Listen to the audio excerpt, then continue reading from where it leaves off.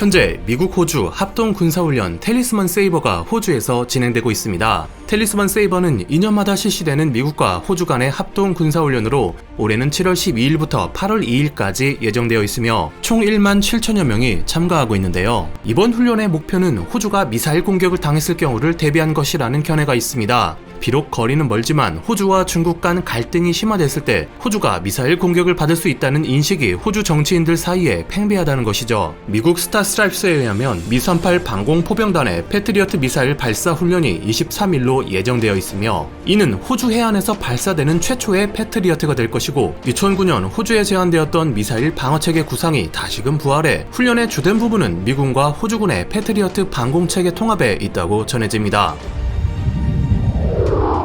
지난달 29일 부승찬 국방부 대변인은 기자회견에서 한국은 사상 처음으로 텔리스만 세이버에 직접 참가할 것이라는 말과 함께 이는 특정 국가를 겨냥한 것이 아니며 단지 연합작전 수행 능력 함양을 위한 것이라고 말했습니다. 한국은 텔리스만 세이버에 지난 2019년만 해도 옵저버 자격으로 참관, 직접 참가하지는 않았으나 이번에는 해군 200여 명과 4,400톤급 구축함을 파견하여 훈련에 임한다는 것입니다. 외신들은 한국의 이러한 행보에 지대한 관심을 내비치고 있습니다. 쿼드 플러스에 참가하라는 미국의 요청에 미온적으로 대응하며 신장 위구르 문제로 중국에 비난이 쏟아질 때 한국은 말을 아껴 국구 마찰을 피해왔지만 이번에는 다른 모습을 보이고 있으며 돌이켜보면 바로 앞에 한미 정상회담이 있었다는 것이죠. 한미 정상회담에서 양국은 규칙에 근거한 국제질서에 반하는 모든 활동을 반대하고 포용적이고 개방적인 인도태평양을 유지한다는 공동 성명을 발표한 바 있습니다.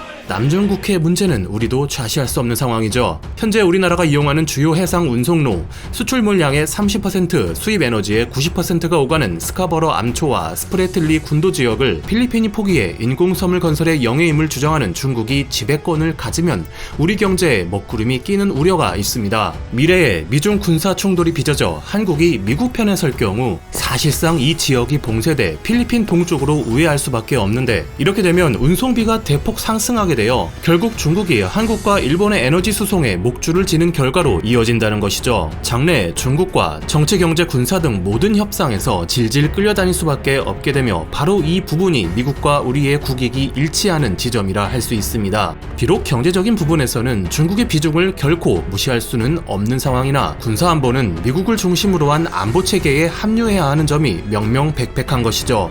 한국의 이러한 움직임에 중국이 눈살을 찌푸릴 수 있다고 사우스차이나 모닝포스트가 보도했습니다. 한국이 특정 국가를 겨냥한 것은 아니라고 핑계를 댔으나 이 군사훈련은 중국군에 대항하기 위한 것이며 미중 사이 딜레마를 겪고 있는 한국이 참가했다는데 민감한 반응을 내놓을 거라는 겁니다.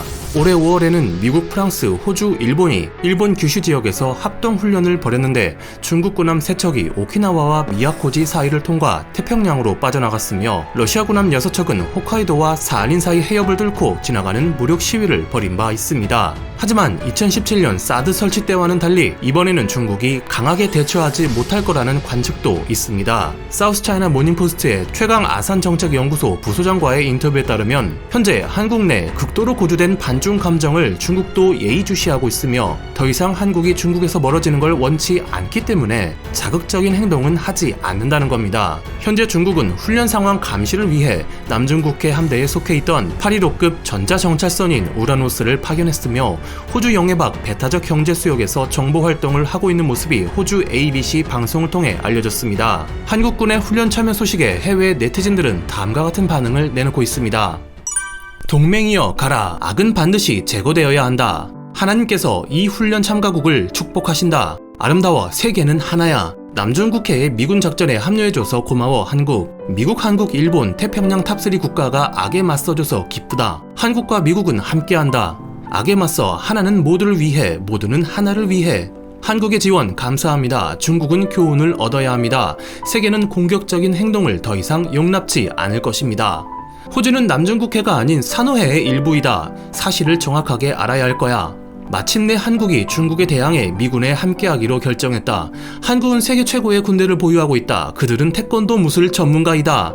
한국군 한 명이 맨손으로 여러 적을 격파할 수 있다. 베트남 전쟁에서 베트콩은 항상 한국군과 싸우길 기피했다. 러시아와 중국은 이기지 못할 거야. 며칠 전 소란이 일었었죠. 워싱턴 포스트 기자 2명이 집필한 나 혼자만이 해결할 수 있다 라는 제목의 책에서 보수였던 마크 에스퍼 전 미 국방장관이 민주당 바이든 후보를 지지하게 된 이후로 트럼프 대통령이 재선에서 성공하면 나토는 물론 한미동맹도 파기하려 했다는 폭로가 나왔습니다. 참모진들과의 회의에서 선거 전에 동맹을 파기하는 건 너무 위험하다는 제언이 나오자 트럼프 대통령이 그래, 두 번째 임기에 우리는 그렇게 할 것이라고 말했다는 것이죠. 이 내용이 사실인지 어떨지는 알 길이 없으나 정권이 교체된 지금 바이든 대통령이 동맹 강화에 역점을 두면서 급속도로 전력을 증가하고 있는 한국군이 국제 무대에 설 기회도 많아질 전망입니다. 그 어느 때보다 높은 외교력이 필요한 시점이라 할 수 있겠습니다. 감사합니다. 와트맨이었습니다.